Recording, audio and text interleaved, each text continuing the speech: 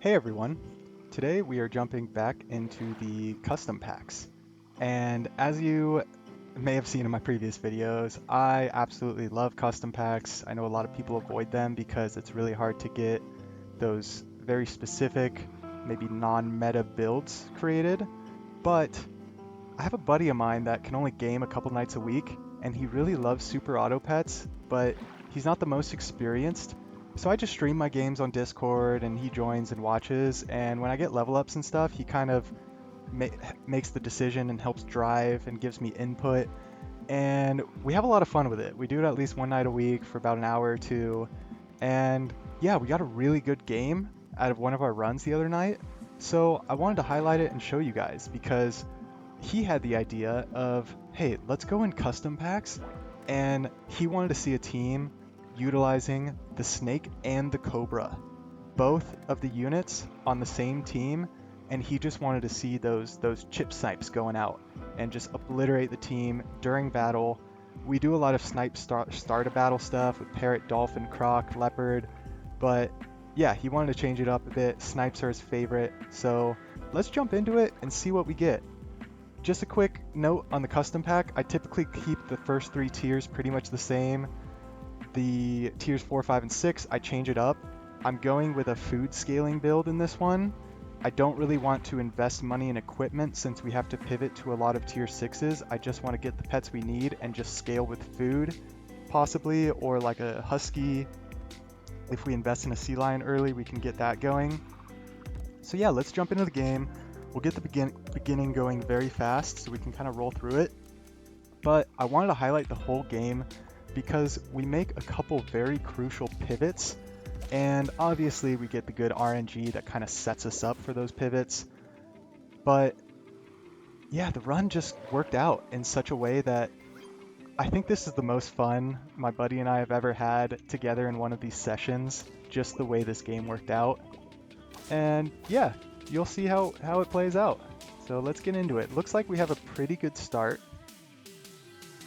We have the double level up. That's the ideal start for me actually, where we have 2 level ups already in the shop. And we get Hatching Chick Beta Fish. 2 of my favorite options on level up because Hatching Chick not only gives you tempo, but if you can upgrade it early, you get a little permanent scaling going. And then if you can upgrade it further to level 3 early, then you can build whatever team you want. As long as you make smart pivots, then you can essentially do whatever you want with the team with a level 3 Hatching Chick. So we get a ton of dromedaries and we level up into Capybara, which is incredible. Typically I would have sold this pigeon, go separate dromedaries, but part of my thought was, you know what, we just want to preserve these lives to be able to build the team that we want in the late game, right? So let's just kind of play it normally. Don't go for the crazy shop scaling yet. But now we have Cappy double Drom. Cappy double Drom, incredibly strong. Roll into Dolphin Hatching Chick. So let's Drom scale. Incredible start. By turn 5, having this team and this shop, you barely get runs like this in custom packs, right? Where you're ahead of the curve and you're investing in later rounds. It feels good. And you start getting excited pretty early. So we put the Dolphin that we're not scaling in because we can keep scaling this, and we get off the Capybara because we're gonna have Hatching Chick, Dolphin, and Dromedary. We have 3 units that we want to keep for now. So let's just get off the Capybara. The Dromedary is gonna give us more stats in the end anyway than the Capybara. So let's just roll with that. So yeah, we take our level 2 Hatching Chick, stack our Dolphins for the stats, and we don't need the Dromedaries anymore because we got scaling. So we got a monkey scaling, and if you've seen in previous videos, I use monkeys a lot. A lot of time, and because I abuse monkeys so much, I try to not keep them in my team long term, but because I know I'm going to be making these crazy pivots and I'm going to be pivoting off of units that I've invested in heavily, right? I have a 13-11 Dolphin that I don't plan on staying in the team. So we put our monkey in the front just to start getting some scaling on him. And the Siberian Husky would have been a fantastic option here. I think a lot of people would take Siberian Husky there. But we get Alpaca, and I think, you know what? if we can get monkey or hatching chick with this alpaca, that really sets our team up, right? Now we're invested in 2 units. If we get these 2 units stronger, we can pivot off the whole team and really set up the team for what we want. So at this point, I don't care about these 4 lives. We're in a really good spot. I say, you know what? This is the time. The time is now. Let's set up the team. Let's see if we can get this pivot going. Let's see what we do. We combine hatching chicks. We buy sell crow. We level hatching chick. And we get snake. It's literally perfect. We could have saved snake to use the alpaca trigger on it, but we have a level 3 hatching chick. And I don't even care about, I should get this monkey too, right? But at this time, we're going front snake. I figure, you know what? Let's get the snake built up. If we get the snake level 2 quick and get some stats on him, and then put him second position, our team, he's going to carry the team, right? So then we don't necessarily need to focus on our scaling. We could focus on our scaling after. So it's kind of a separate from what I've done in the past. But we get our level 2 monkey, and there's another alpaca in the shop. And my buddy really wanted me to do the alpaca, reset the trigger, work towards level 2 alpaca. But I was kind of concerned with the money. I don't know if we had enough money for this turn. And I am not a fan of level 2 alpaca. Like I said, I like doing consistent, smart pivots. And when you have the alpacas like this and you're not going to keep them that long, right? Our team's pretty set and locked now that we brought this cat in. We just do the alpaca swap. I really like doing that. I find it's great value. And because we have the cat now and he's going to be our permanent scaler and we're getting him level 2, we're hatching chicking him to get him level 2. That's a tongue twister for you.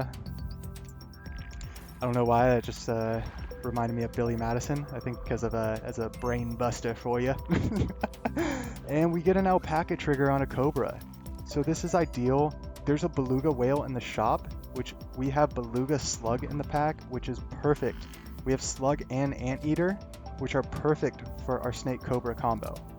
And lettuce, we have 3 tier 6s. Lettuce is perfect.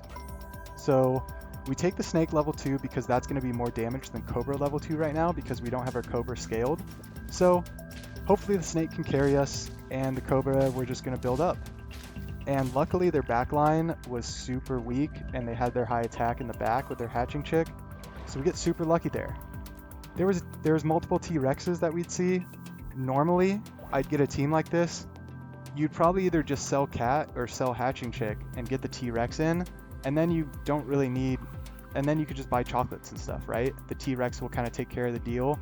But I want the targeted focus scaling with the food. I put a lot of the individual targeted foods in this pack in order to make sure we can get our Cobra up and in order to make sure we get our beluga big.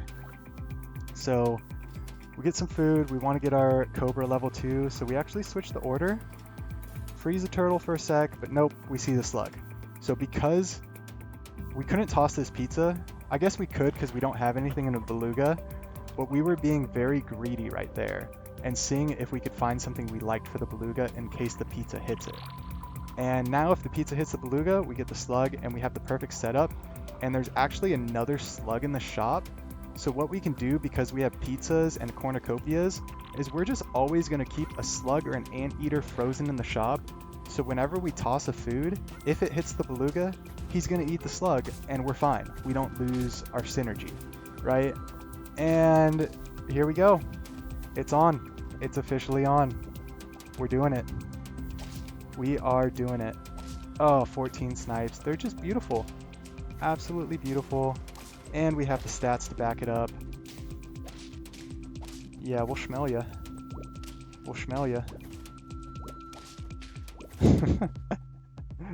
I had a buddy in high school that would say that all the time.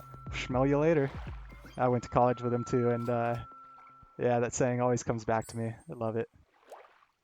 Get an orange, and if it hits the beluga, we're fine. Hits the beluga, which is great because that's more potential Cobra triggers. Right, that was a plus 12 health. And yeah, freeze the anteater and get a pizza ready to toss. 6-6 pizza.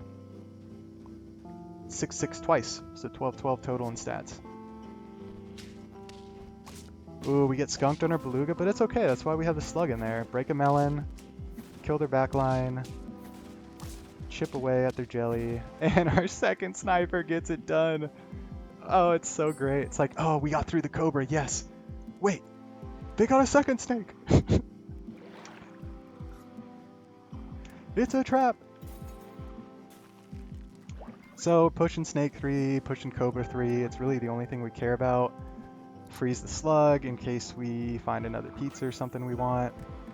And I figured we're tossing pizzas and whatnot, so let's balance out the stats a little bit. Probably could have thrown the pair on the Cobra, got him 50-50.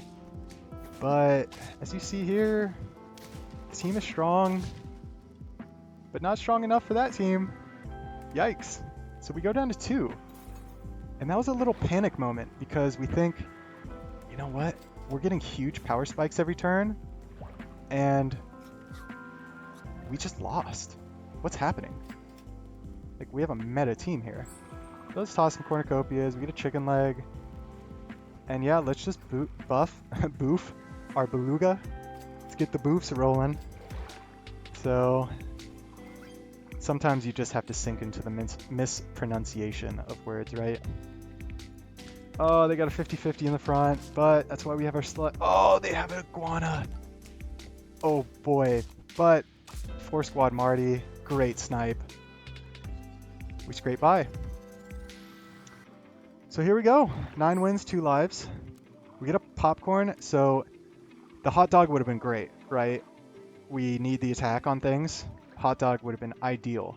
But we have a slug in here. We don't have a slug or anteater in the shop, and I didn't want to freeze the hot dog.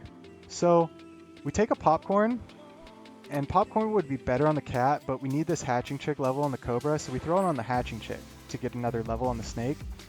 And we actually get another popcorn, so let's throw it on the cat, trying to guarantee the win. You know, honey badger, mushroom in the back, banana in the back, whatever. It's just a good way to get wins. So we got the level 3 Cobra. We get sniped, but we survive.